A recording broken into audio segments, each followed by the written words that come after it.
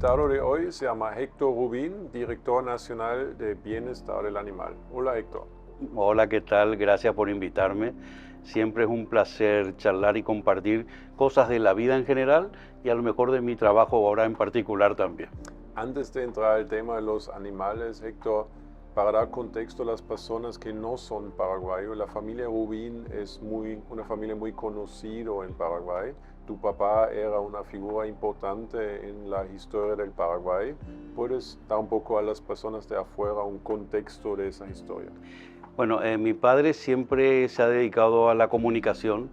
Estuvo casi 70 años frente a un micrófono y en una época muy complicada de este país, en donde se atravesaba una dictadura muy grande, él siempre estuvo firme, lo quisieron callar de muchas maneras, y entonces se ganó un espacio en el corazón de muchos paraguayos porque siempre luchaba por la libertad, lo querían amordazar, tapar la boca, le clausuraban los medios de comunicación.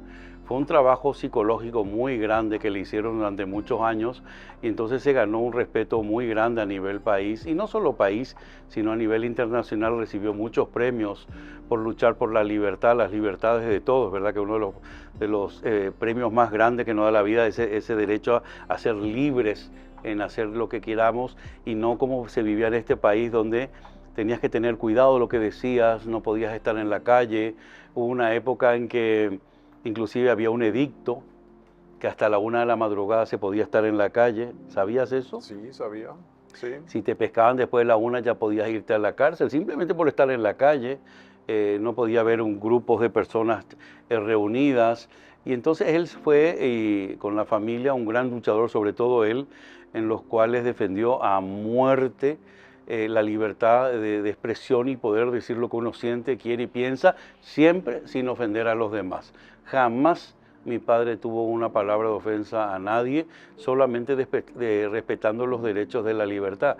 Y a veces no es bienvenido en ciertos países o en ciertos regímenes que se digan la verdad. Y eso le pasó y se ganó mucho respeto. Luego ya él era un hombre muy inquieto porque no solamente hacía radio y televisión, sino que en su momento tenía hasta su propia compañía de teatro.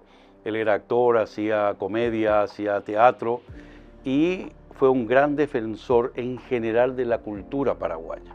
Él tenía programas de radio y televisión donde fomentaba el respeto a la música paraguaya, la cultura, las tradiciones.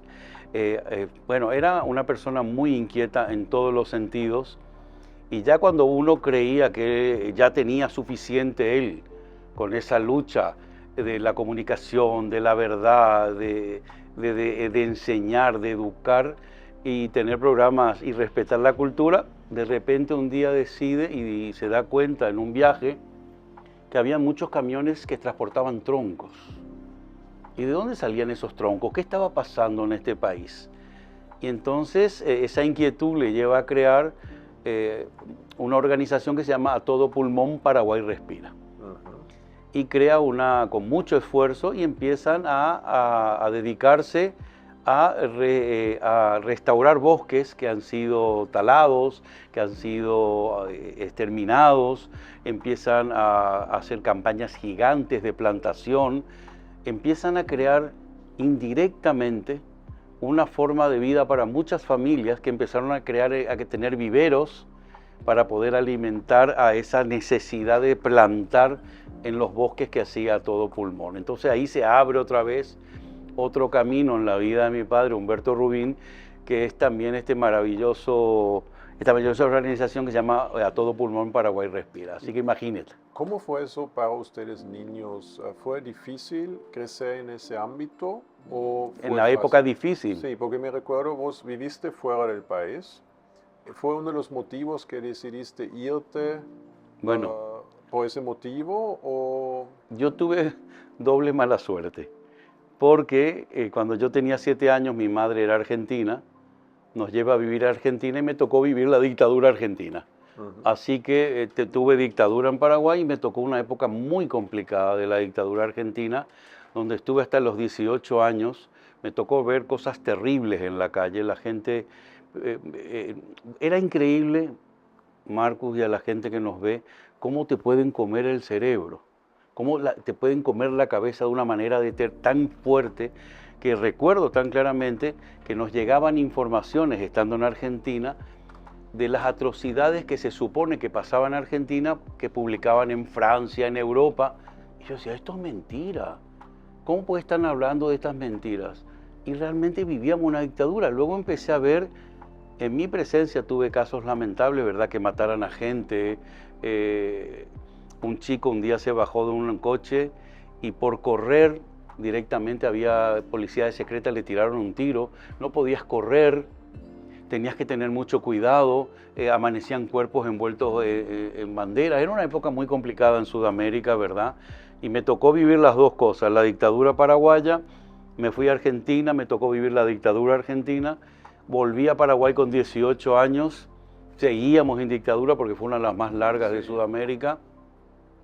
Perseguidos, controlados, amenazas de muerte.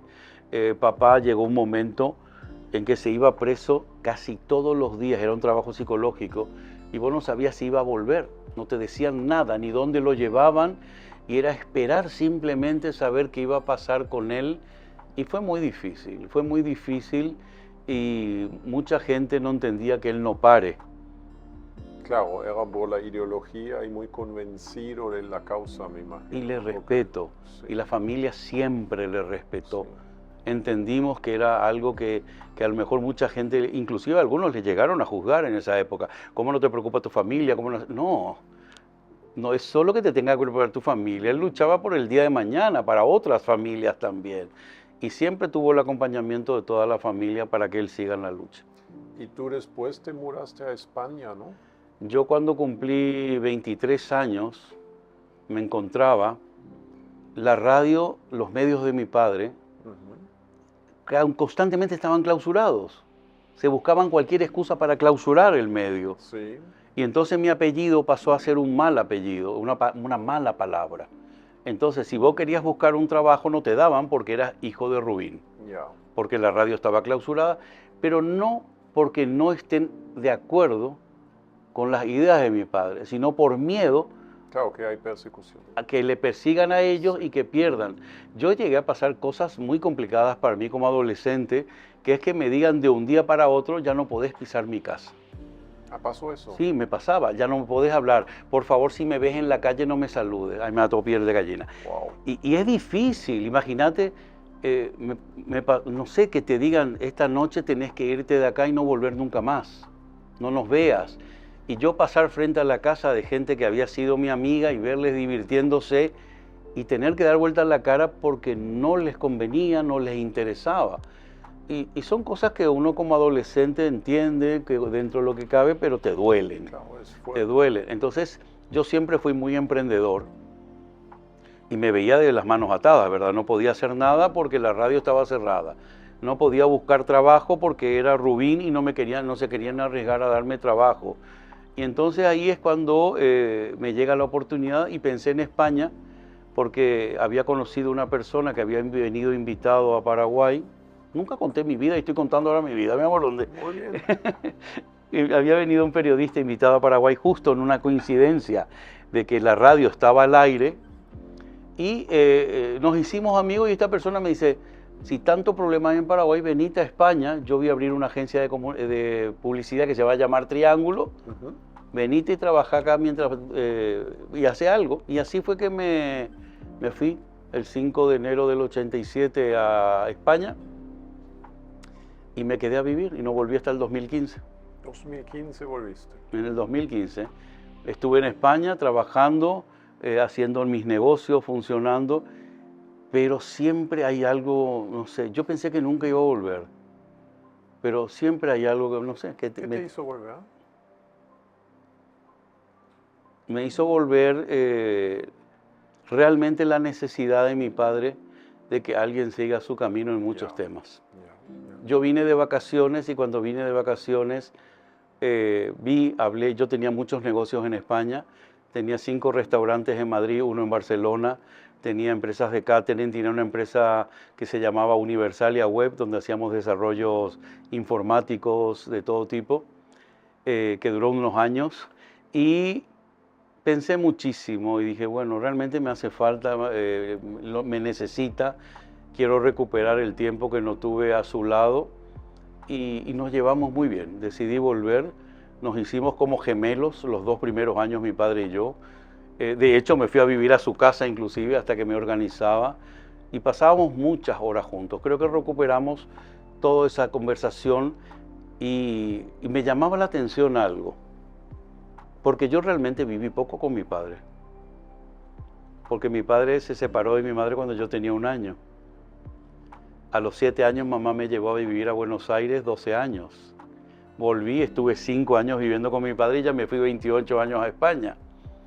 Y entonces me llamaba la atención lo increíblemente parecido que éramos. Yo le miraba y decía, ¿cómo podemos caminar igual? ¿Cómo podemos movernos igual? Y a veces nos reíamos porque nos mirábamos y ya sabíamos lo que pensábamos. Y realmente fue una relación de 2 años muy intensa. Digo 2 años porque luego yo ya me cambié de casa, ya cambié de actividades y pasamos a tener un poquito de menos relación.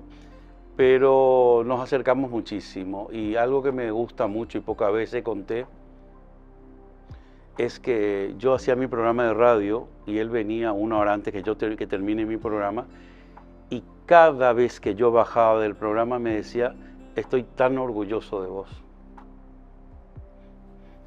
Muy bien, muy bien.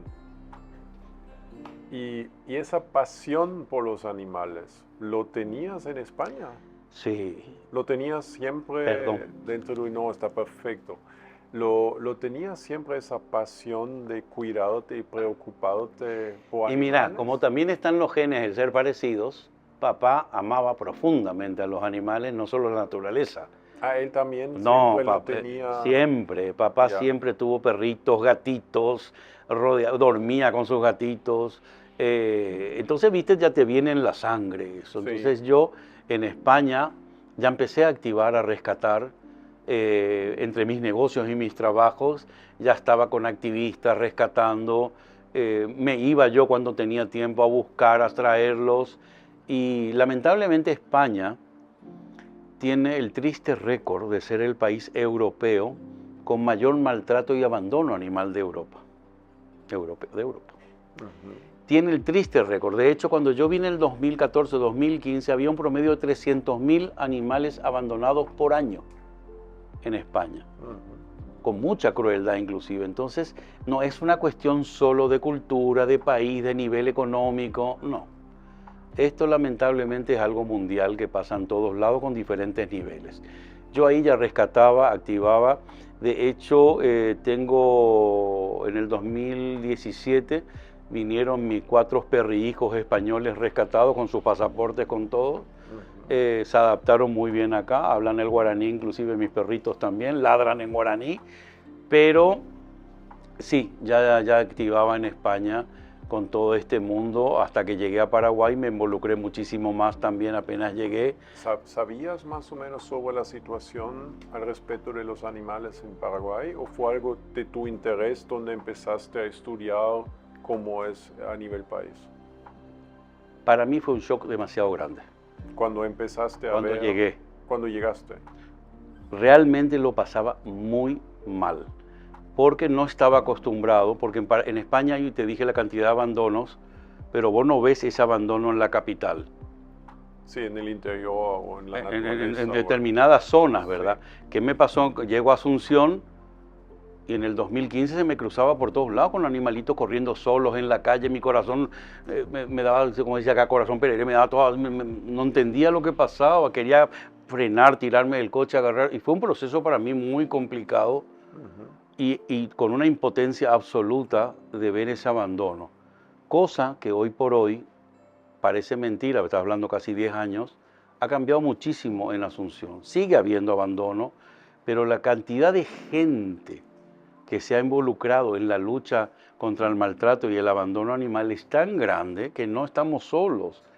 Ya no es solamente a organizaciones determinadas, la gente está luchando, se está involucrando, enseguida las redes sociales, la comunicación tan directa, cambia muchas cosas. Hay un perrito corriendo en tal sitio, yo estoy cerca, yo le acompaño, yo le ayudo, este perrito está herido. Entonces hay una cadena de favores muy grande que es diferente a cuando no teníamos los celulares a disposición. ¿En qué año comenzó la iniciativa del gobierno paraguayo de crear una entidad para el bienestar del animal? No, realmente no fue del gobierno, fue de las activistas. Ok, ¿tú y otros No, impulsaron eso? no, fue antes que yo. Yo llegué en el 2015. Sí. En el 2013 un equipo gigante de activistas lograron trabajar en una ley que es la que está todavía ahora, la 4840. Se trabajó muchísimo y se aprueba la ley, pero nunca se promulgó, nunca se llevó. En el 2013 se crea la ley, se empieza, después de muchísimo trabajo, muchísimos actores, no era bien visto en esa época para los políticos involucrarse en temas animaleros. ¿Cómo es en otros países? ¿Es algo que copiamos aquí de otros países? Ahora ¿O es sí. algo que acá se innova? No, en otros países. ¿Existe, por ejemplo, en España, existe todo eso ya hace mucho tiempo? Sí, no, en casi todos los países ya existe, están mucho más avanzados. Acá era una palabra que no querían escuchar, no se querían vender, no se querían que se les ría si iban a tocar un tema animalero en el Congreso. Te voy a contar un ejemplo. Hace muy poquitos años publica una fiscal, publica que tuvo que intervenir en el caso de un perrito. Lamentablemente, fueron tan grandes las burlas a ella, memes, ridiculizándola porque había actuado a favor de un perrito, que ahí es donde nos pusimos en alerta muchos, porque nos llegó al oído que la unidad fiscal se enojaron, no querían hacer y le agarraron como una distancia para no involucrarse más. Entonces ahí es cuando a nivel personal yo pido hablar con la fiscal general del estado del momento, Sandra Quiñones, le pido una audiencia, me reúno con ella porque le dije, mire, estoy preocupado, me enteré que a raíz de este caso hay muchos fiscales que están como queriendo apartar el caso y me preocupa. No, por favor, yo soy animalera, yo tengo gatos, los adoro, los amo. Y bueno, al poco tiempo ella decide crear una unidad dentro del Ministerio Público que es la unidad contra el maltrato animal que tiene 90 fiscales. Dentro de la fiscalía Sí. existen 90 fiscales para maltrato animal. Bueno, existen en un papel, ahora vamos a aclarar. Ya. Ok. Existen en un papel 90 fiscales que se supone que están dedicados a la causa contra el maltrato animal distribuidos por todo el país. ¿De acuerdo? ¿Qué animal cubre eso? O sea, por ejemplo, se entiende un perro y un gato como animales de la casa, pero eso, por ejemplo, una vaca, o sea, cualquier tipo de animal. Animales, pero hay que matizar muchas cosas, porque la ley se separa en algunas cosas. Todo lo que tenga que ver con animales de consumo está el SENACSA, bajo la ley del SENACSA. Sí. ¿De acuerdo? Pero bajo la ley en la cual trabaja mi dirección, la dirección de yo estoy, puede controlar el bienestar animal de los animales de consumo. Sí. ¿De acuerdo? Quiere decir cómo son transportados, que el sistema de sacrificio sea lo más humanitariamente posible, pero ellos son los que controlan el tipo. Ahora, nosotros no tenemos una limitación. ¿Por qué? Porque luego está el MADES. El MADES es el que controla todo lo que tenga que ver animales silvestres, animales exóticos, en libertad. Sí. Hay una mezcla un poquito rara. Sí. La dirección que yo llevo puede controlar animales exóticos o silvestres en cautiverio. Ya. Para controlar su bienestar animal en cautiverio. Lo importante es que ahora estamos trabajando en equipo para que no se nos escape ninguna arista de lo que comenzó? O sea, la Dirección Nacional del Bienestar del Animal que tú hoy lideras, ¿cuándo empezó a operar? Bueno, la ley se crea en el 2013. Sí. Se empieza a luchar, nadie quería crear la Dirección Nacional de Bienestar Animal, ningún gobierno, se empieza a luchar. En el 2017 se hace una primera modificación de la ley, aunque todavía no esté en funcionamiento, donde ya entra la parte penal, porque no había en el primer proyecto, en esa primera modificación, y logramos ya oficialmente en el 2019 que se promulguen y se cree la Dirección Nacional de Bienestar Animal, 2019. O sea, estamos caminando 5 años y piquito. Ya. Y, por ejemplo, mencionaste hay animales en la calle, por ejemplo, perros y gatos. Eso significa, si yo veo, a partir de ahora veo un perro en la calle, les notifico, ustedes vienen y cualquier animal en la calle, ustedes lo No, llevan. no funciona así porque tampoco tenemos la capacidad para hacer eso. Ujú. No tenemos la capacidad. Por eso es un trabajo tan importante en equipo con los rescatistas y las activistas, porque hay que trabajar en equipo con todos. Nosotros, el 90% de lo que estamos asistiendo ahora son casos de crueldad animal, en donde tenemos que intervenir contra y luchar contra el maltrato animal.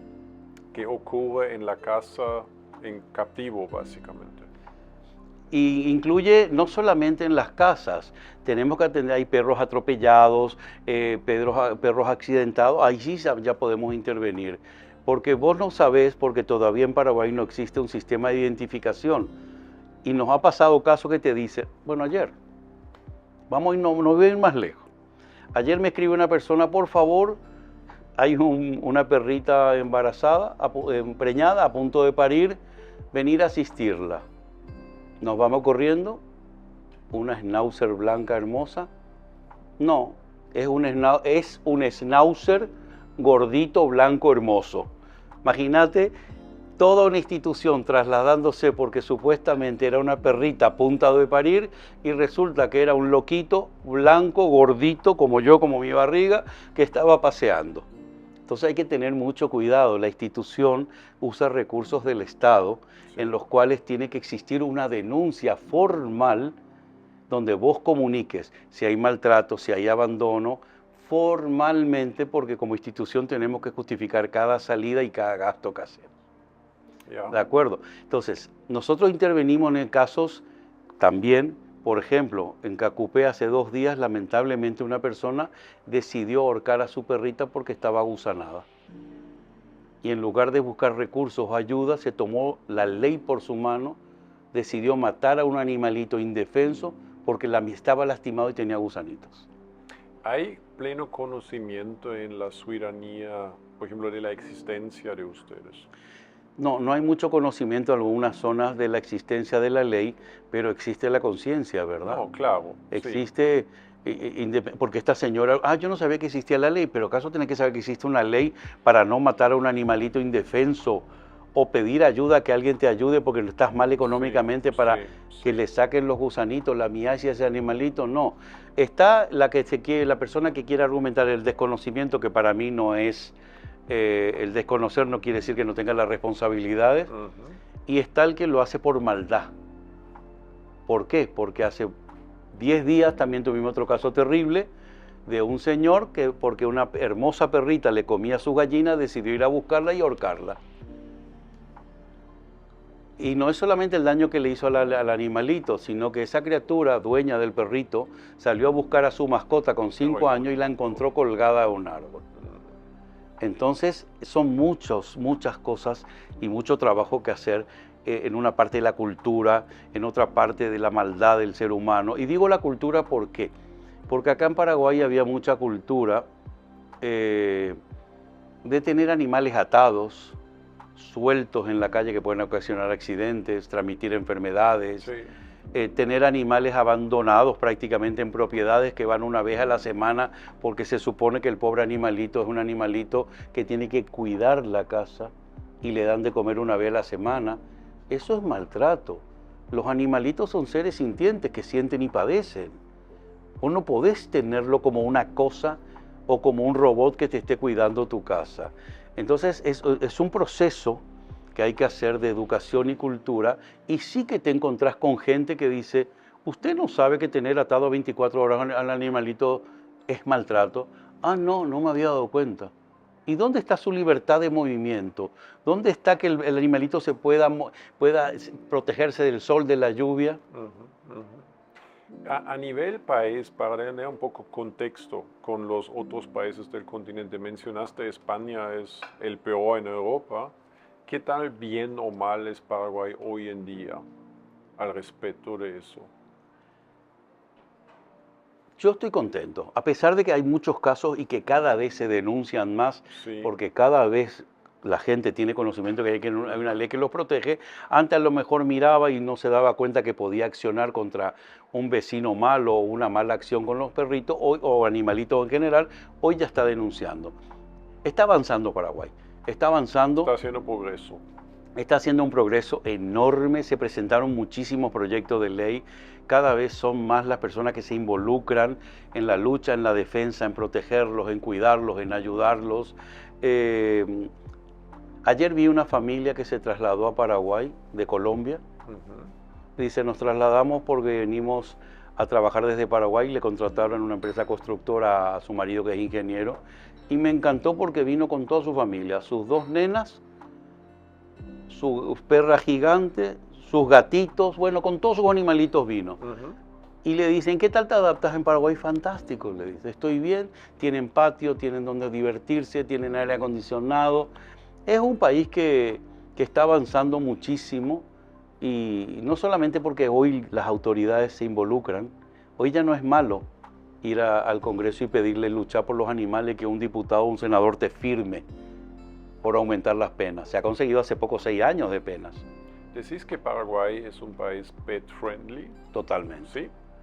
¿Y cómo es para los animales aquí? Porque hace calor, hay mucha variación de temperatura y también, por ejemplo, para perros siempre hay un poco ese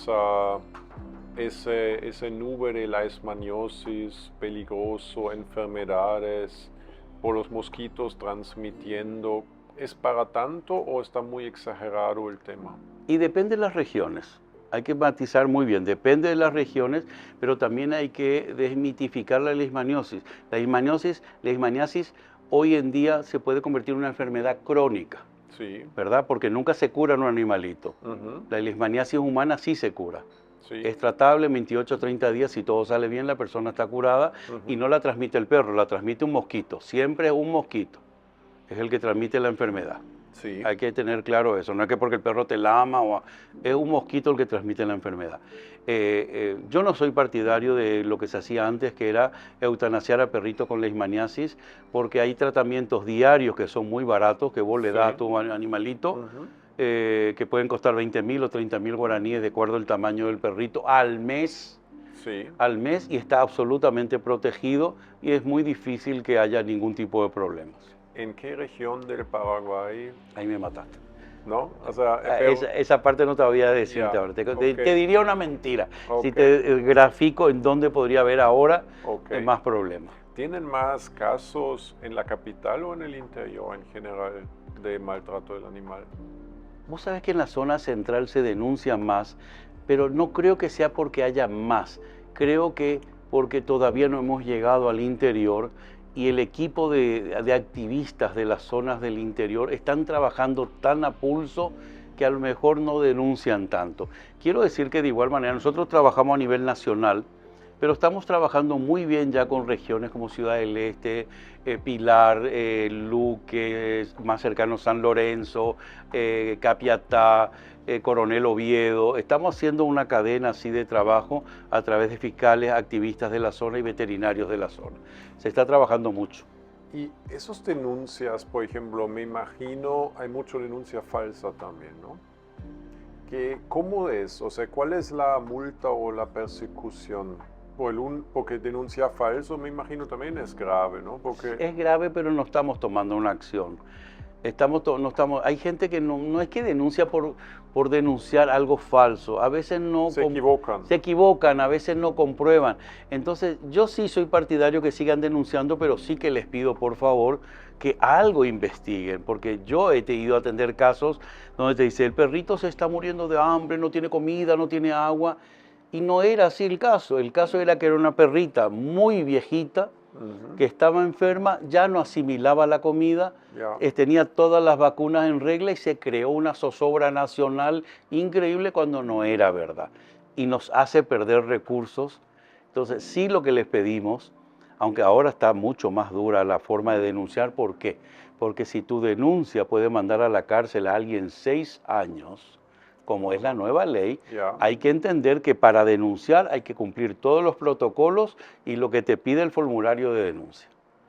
¿De acuerdo? Eso hay que tener en cuenta, que no es como simplemente llamar a un teléfono, voy a denunciar porque mi vecina... No. Recordemos que es un tema penal, tiene que ser todo mucho más formal. ¿Cuántas denuncias reciben? Y se llegan a recibir un promedio de 100 denuncias a la semana. A veces son 200 al mes, 300, 400. Se hace un filtrado, se trabaja de la mayor urgencia hasta la menor urgencia. ¿Cuántas personas tiene tu equipo para tratar de todo eso? A nivel país. Sí. Ahora somos 35. Cuando yo entré hace 11 meses eran 15. Creció muchísimo. Con administración y todo, no. Sí. Vos tenés que tener que dentro de tu funcionario tenés que ser todo el equipo jurídico, que también me gustaría comentarles que es un logro enorme. Acá hay varios tipos de sanciones. Mi administración, mi dirección solamente puede poner sanciones administrativas. Sí. Todo lo penal es Ministerio Público y Poder Judicial.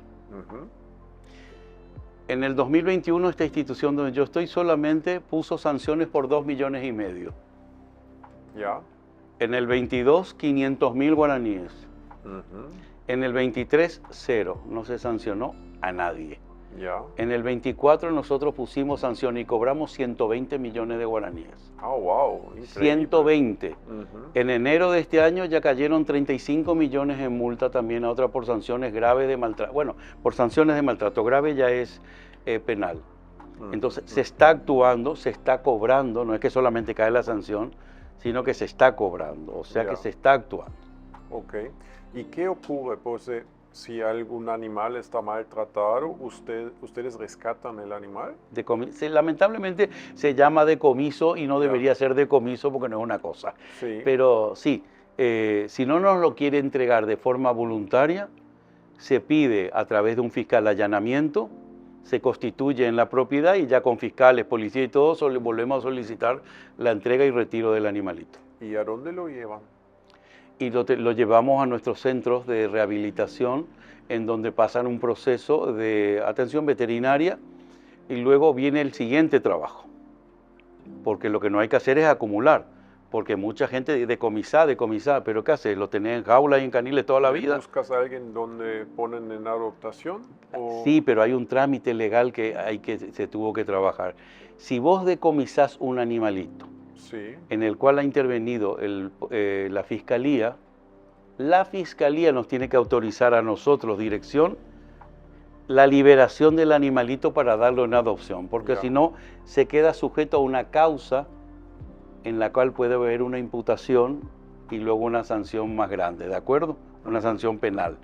Entonces nosotros tenemos que lograr, que se está logrando, que el fiscal entienda que no puede tener al perrito o al animalito en cuestión como si fuera una prueba del delito, porque esto está sujeto a un proceso legal larguísimo. Entonces lo que hemos conseguido en la dirección es que lo liberen y que les valga como prueba el parte médico veterinario y las fotos, y no tener al pobre animalito esperando en una jaula o en un canil ser liberado para buscarle una familia. Y si por ejemplo uno vive en un barrio y tiene alrededor de su casa un animal en la calle, ¿uno mismo puede capturarlo y llevar a algún lado?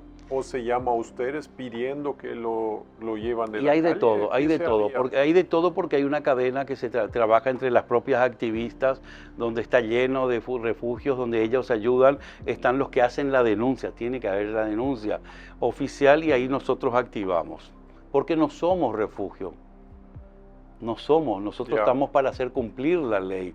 No somos un refugio que es el que va a acumular perritos.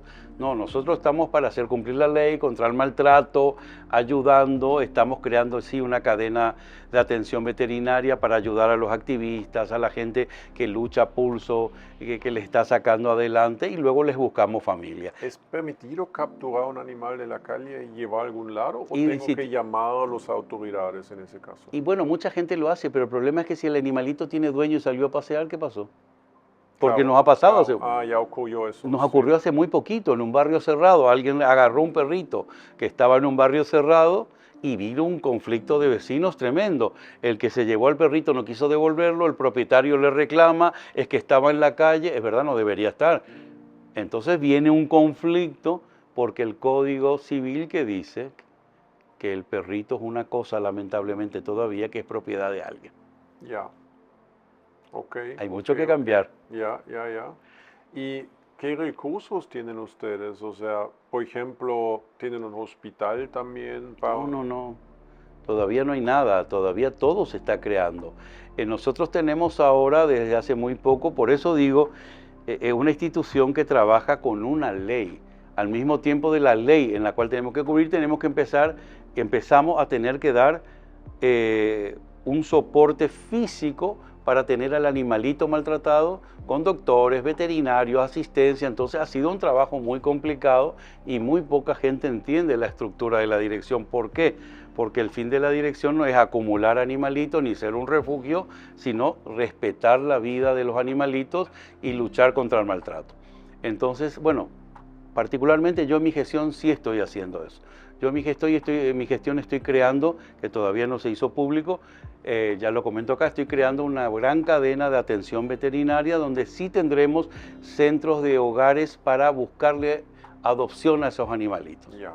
Donde puedan estar bien cuidados, bien tratados, no refugio, sino cuidar a nuestros animalitos decomisados para que vayan a una buena familia. Y si todo sale bien, aunque ya lo hemos adelantado y hemos presentado un proyecto de ley que se va a tratar dentro de muy poco, dentro del proyecto de ley que se presentó con el Ejecutivo, porque mi dirección depende directamente del presidente, del Ejecutivo. Ya se habla de la creación de un centro CASA, Centro de Asistencia Sanitaria de Animales, Sí. que es justamente para atender los animalitos que nosotros decomisamos del maltrato, pero también hacer una labor social, atender a zonas más desfavorecidas, de bajos recursos, zonas donde sabemos que hay que hacer castraciones masivas, atenciones, vacunación, sanitación. Esa es la gran revolución que se viene ahora, porque va a ser un centro hermoso, no voy a decir todavía dónde va a estar ubicado, de 3.000 metros cuadrados que va a ser creado para eso, y luego va a tener otras réplicas en diferentes puntos del país. Entonces, si alguien quiere tener un animal, por ejemplo, no hace falta que se compra uno, puede comunicarse con ustedes y ustedes tienen una variedad de opciones donde uno puede Así, adoptar a alguien. así, de todos los tamaños tenemos perritos, gatitos. ¿Es así? O Es sea, así. si yo quiero tener un animal, me comunico con ustedes y me voy y ustedes dicen acá, por favor, lleva uno de esa variedad o varios. ¿Quieren que la gente vaya a buscar Nosotros y tenemos cuidarlo? redes sociales Sí. donde vamos publicando todos los que están en adopción. Pueden entrar a las redes sociales una se llama Adopta MPI, Adóptame PI.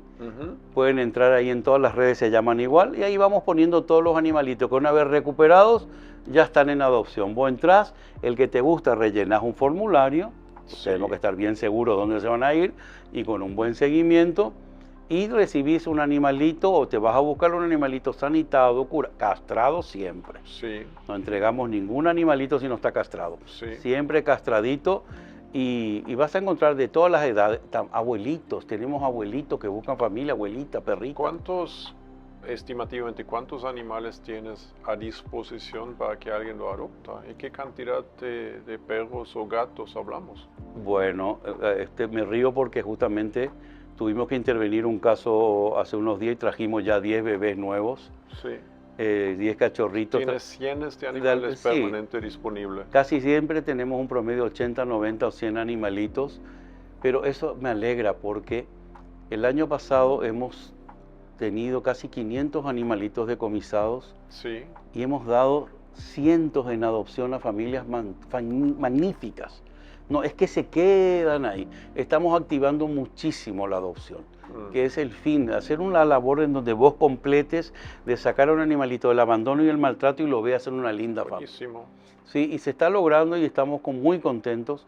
Y la mayoría de los centros que vamos a ir teniendo, sí que van a tener un centro más directo para que las familias vayan a disfrutar y pasar un día y ver el animalito, porque esto es una cuestión de química también, ¿eh? Ya. Tenés que sentirle, tenés que tener contacto. También me comentaste de una visión y un proyecto que tenés de un parque de juego para los animales, donde básicamente uno puede ir y jugar. Y cómo eso existe en otros países, ¿no? En Europa hay. Ya. En Europa ahí son parques temáticos que son más destinados a las mascotas. Acá hay muy pocos sitios realmente, aunque ahora están proliferando donde vos puedas ir con la familia a disfrutar, pero menos sitios todavía hay donde vos puedas ir y llevar a tu otra parte de tu familia que son tus mascotas, ¿verdad? Ujú. Ese es un proyecto lindo, interesante que espero que salga adelante. Un sitio donde no solamente lleves a tu familia humana, sino también a tu familia perruna. A ese, gatuna no, porque son más loquitos, estos no pueden ir, son más independientes los gatos. Sí. Pero sí es un lindo proyecto donde podemos integrar realmente a la familia.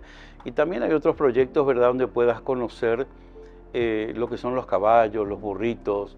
No son animales de carga, son animales para muchos de compañía, y también enseñar lo que es el senderismo, disfrutar de ellos, acercar la naturaleza de otra manera, entender que los niños desde chiquititos los vean como seres sintientes y vivos y no como objetos.